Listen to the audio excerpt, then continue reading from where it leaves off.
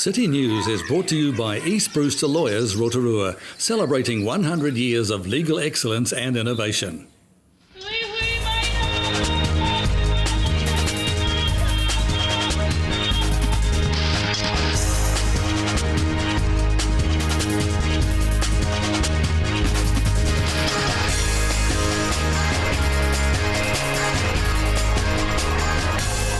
Good evening, Rotorua. Tonight on City News.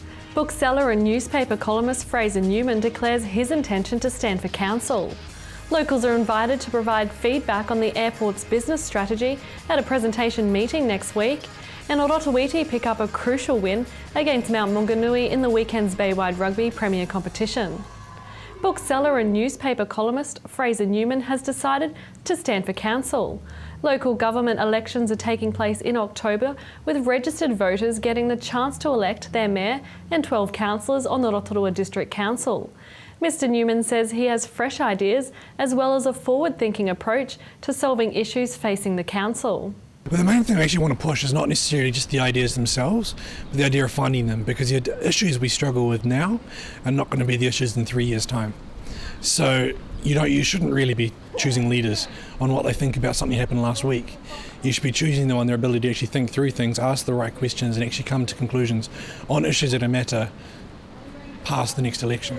The local government elections are on the 12th of October and the official registration for candidates is at the end of July.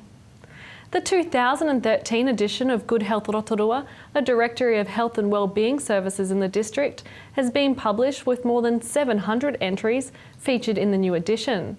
RDC Policy and Research Officer Carolyn Matangi says Good Health Rotorua has become one of the most highly regarded and frequently used community directories in the district. Ms Matangi says this year's edition includes a range of long-standing health and wellbeing services as well as a number of new services on offer. She says it's an invaluable resource for locating information on health services and providers, health support groups, counselling, parenting programs, advocacy services and much more. Copies of the directory are held at the District Library or can be downloaded free of charge from the Council website. That's rdc.govt.nz. Members of the public have an opportunity to provide input into Rotorua International Airport's business strategy via a public meeting at the Rotorua Convention Centre next week. Rotorua International Airport is developing a business strategy, setting the airport's direction for the next 5 years. Airport Chief Executive Officer Alastair Rhodes will present an overview of the key aspects of the strategy, which is focused on creating growth at the airport and making an even greater contribution to Rotorua and the wider Bay of Plenty. Mr Rhodes says he's keen to get input and feedback from members of the public and the wider airport users. Mr Rhodes expects to have a draft business plan for the presentation to the Airport Board at the end of June, with a final strategy in place in August.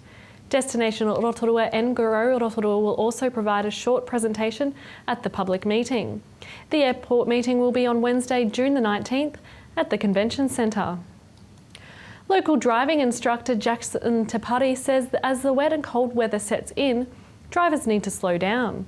Over recent weeks, there have been a number of vehicle accidents in the CBD, and Mr Tapari says it's a case of people going too fast and not driving to conditions.